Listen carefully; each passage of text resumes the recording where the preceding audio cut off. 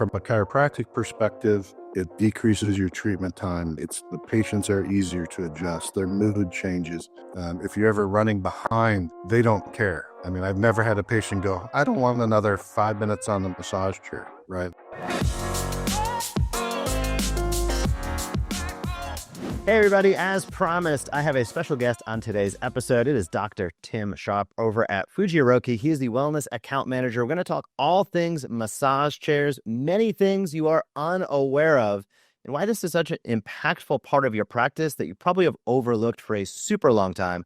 So Tim, let's start with a little bit about you. What inspired you to get into the world of massage chairs? I did a lot of deep trigger point work when I started. I practiced about 28, 29 years.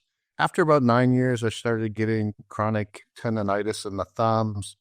And I just came home one day and told my wife, I said, I'm going to buy 2 of those stupid massage chairs, hoping I don't have to use my hands anymore. And I tested it out at one of my satellite clinics, and it went over really well. My main clinic found out about it and said, hey, why don't we have chairs? And it eventually grew to about 6 chairs in my main clinic. And what I learned was I went from spending 10 to 15 minutes at an appointment down to my physical time with the patient was about 3 minutes.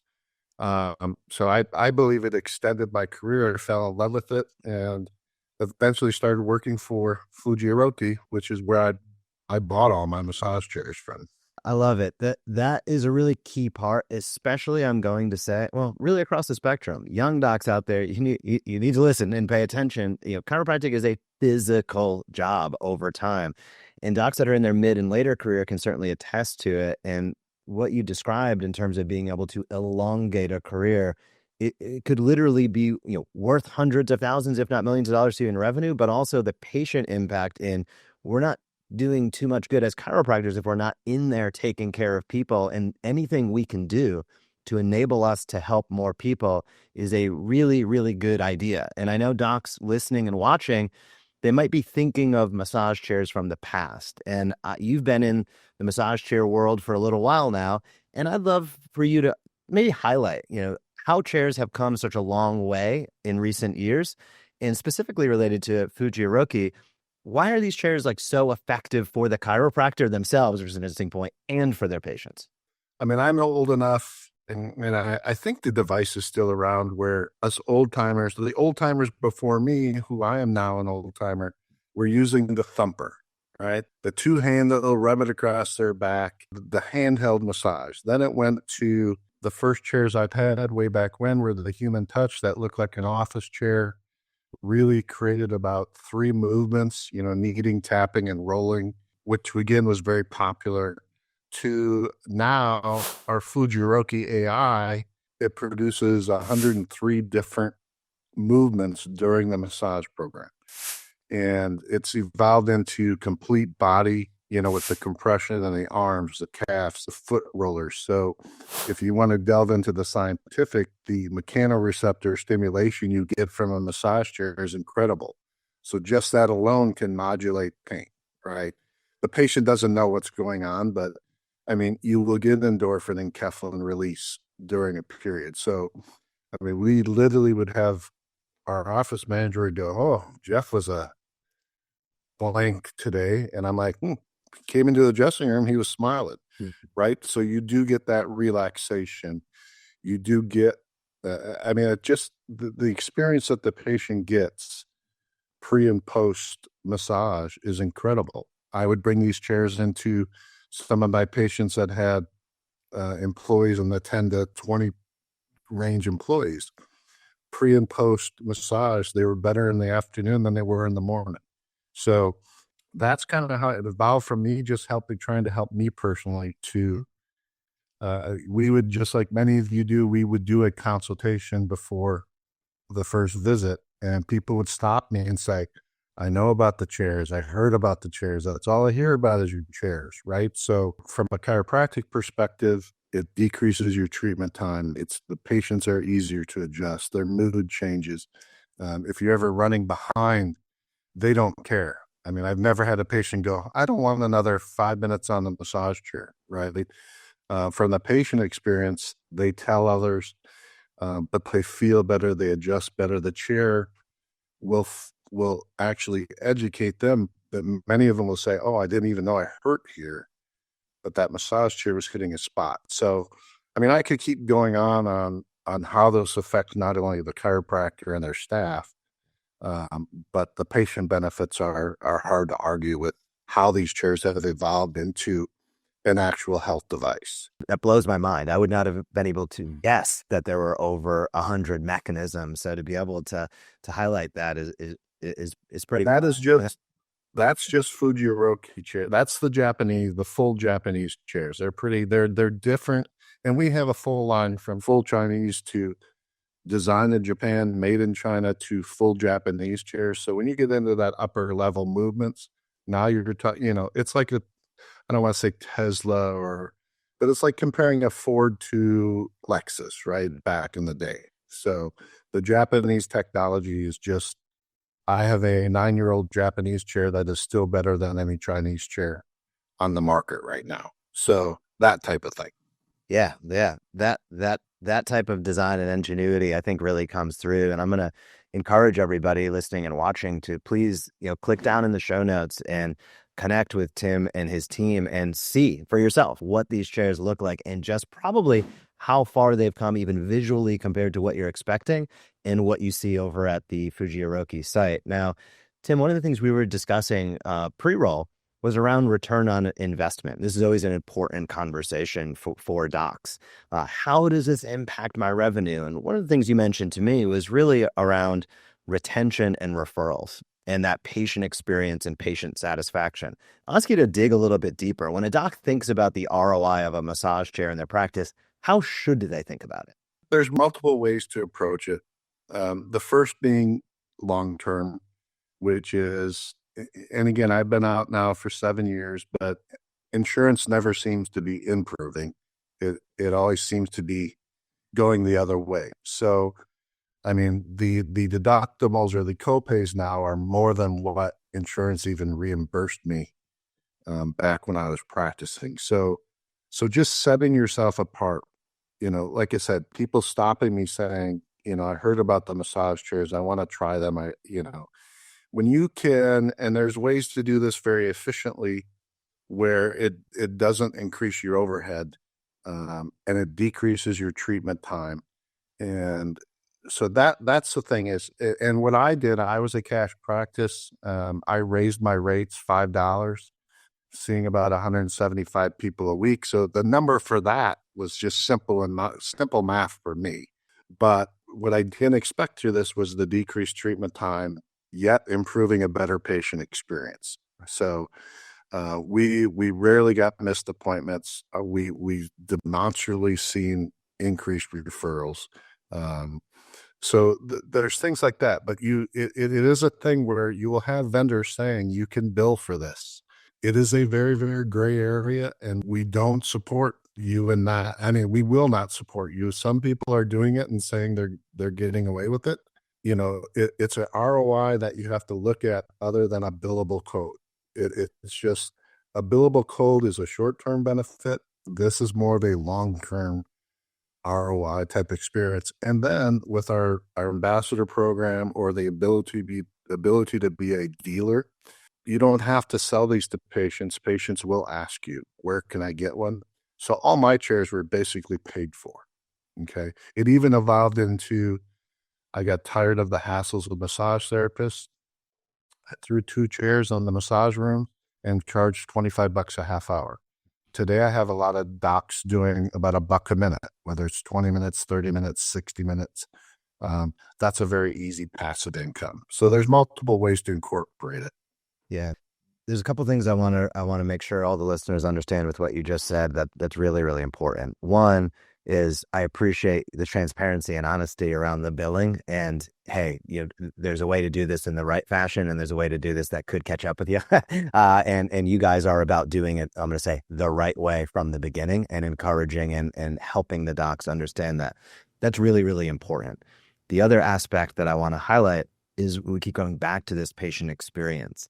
And there's many docs out there that especially the young docs, you want to set up something you're going to be proud of, you're going to be able to build, grow, and develop over the decades of your career. Number one, you need to be able to show up to take care of those patients, going back to where we started this conversation. Two is that patient experience, you have to think about this holistically. So understanding when somebody is, for example, as you're highlighting, pre-adjustment, maybe in the reception area, that experience of what they are doing or not doing is really critically important. And that can either improve or distract from your experience. And when you're utilizing a technology, I'll classify the massage chairs as a technology for sure at this point, that enables you to do your job more effectively and efficiently while improving patient experience. The value on that is difficult to quantify because over time, you're going to see all of the compounding benefits of that. And that's something I just wanted to come back around and ensure that everybody heard, because that's a critical component. And I'm going to ask you, Tim, there's a lot of docs out there, I'm just going to call it bluntly, that might falsely believe that a massage chair is what I'm going to call is a nice to have, a maybe almost frivolous, as opposed to a need to have if they're really looking at their business through the lens of patient experience, care, and efficiency. You've highlighted a couple of these things, but I'll ask you to come back around and dig a little bit deeper. When you talk about changing the lens, prism by which somebody looks from a nice to have to a need to have, what does that mean to you? For me, it started with I physically needed a different way to practice. I was a manual adjuster.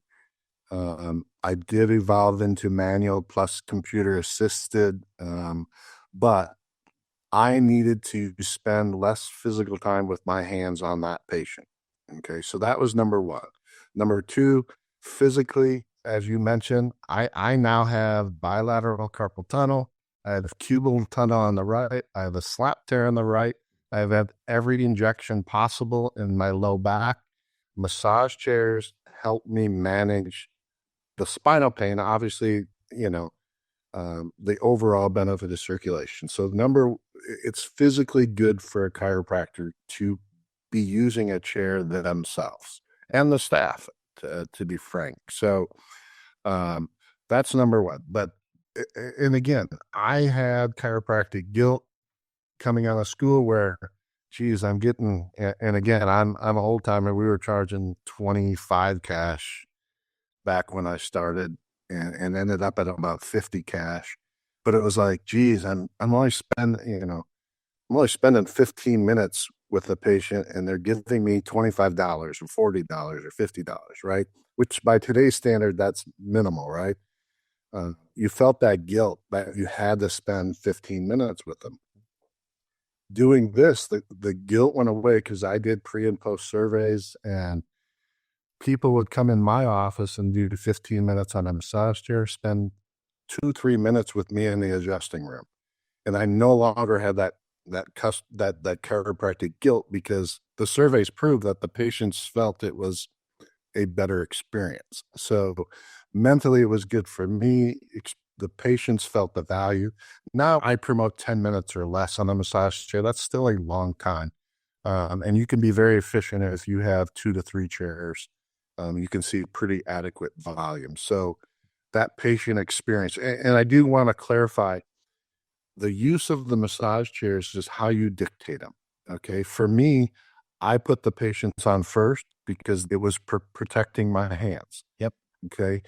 I had a clinic where I could say, Jeff, this week, this is what we're doing because I'm testing. Okay.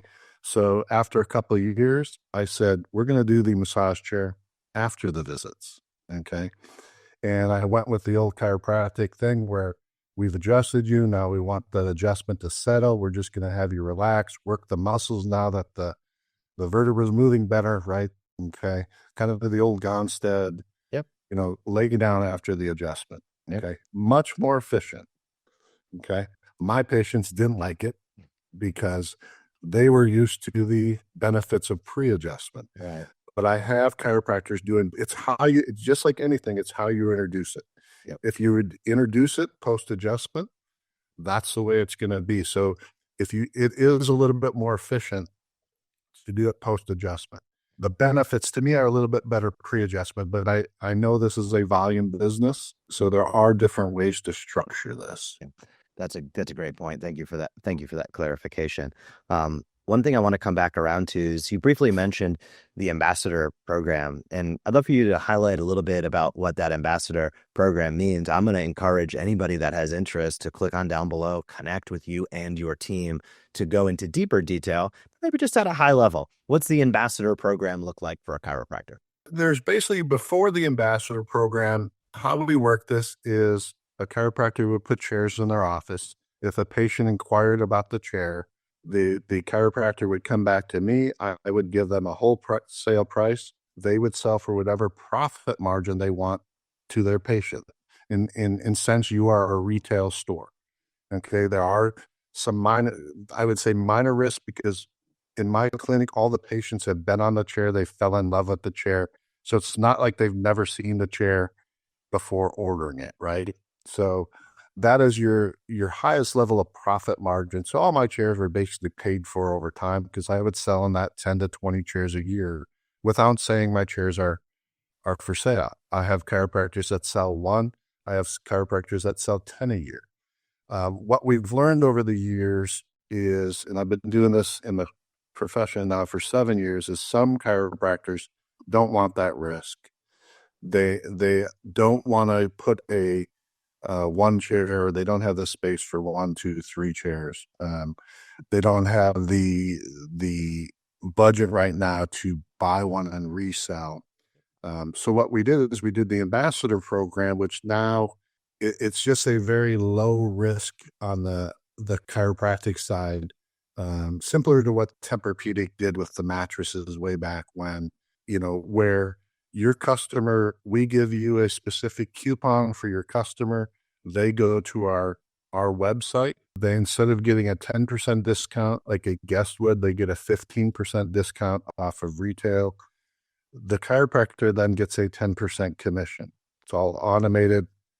We have it set up, so it's very simple. With the landing page, you'll see a QR code. There's no risk. You can sign up and never sell a thing. But this gives you access to our entire catalog, our percussion guns, our foot massagers, our portable shoulder massagers, every chair we carry. So if a patient does want to buy something without trying it and they don't like it, takes full risk off the chiropractor themselves. Less profit, but less risk. It's a great synopsis. Less profit, but less risk. And Doc, if you believe that this is something that you may offer, as Tim said, hop on over, connect with their team, explore the catalog, have a conversation. That's how this gets started. And Tim, I'm going to ask you one more question. And for the docs listening, whether they're ready to buy or interested in purchasing a chair for themselves, really good idea. Whether they're interested in potentially purchasing a chair for the practice, also a really good idea. You highlighted that really 2 chairs is the best place to start. But I'm going to ask you, for the docs listening that are unsure of where to start, what's the first step that you would recommend that they take when they're thinking about adding a massage chair to their practice? I would have them directly contact me, either via phone or email or text. We can start the conversation, especially if it's a personal chair for their home, which I feel very strongly about. You're going to get a chair. I mean, we call it points, but 50 to 45 to 50 points off of the retail price, right? So it's a very, very affordable home wellness program for yourself. So just reach out. I'm glad to speak with anybody. I'm pretty available Central Time most days of the week. But yeah, just call me personally or email me and we can move forward. That sounds great. Tim, I'm going to be sure to drop some links down below so docs can connect with you. I want to say thank you for coming on today. You and I connected a little while ago at a large trade show. You were then, as you are today, a complete straight shooter. I love it. I appreciate it. And that's why I'm going to encourage the docs listening. If you have questions about massage chairs, Tim is the guy to go to. As you heard today, he's going to let you know exactly where you stand, exactly the best product or service for you, and exactly how ideas on how you can best implement understanding who you are as a chiropractor himself. So Tim, thank you so much for coming on today. Docs, if you're interested in bringing in a massage chair into your practice, and now is the time, as you're listening to this podcast before the end of the year, Now is the time to make that investment. They have great discounts going on. This enables you potentially save on taxes, those types of things. We're not lawyers and attorneys, but it enables you to really invest in your business now for next year. Tim, thank you so much for coming on and chatting today. Thank you, Jeff. Thank you so much for watching this video on the Evidence-Based Chiropractor channel. If you don't want to miss a single thing, please subscribe to our YouTube channel so you can get notifications of every video we put out, and we put out new content each and every week. So be sure to subscribe today.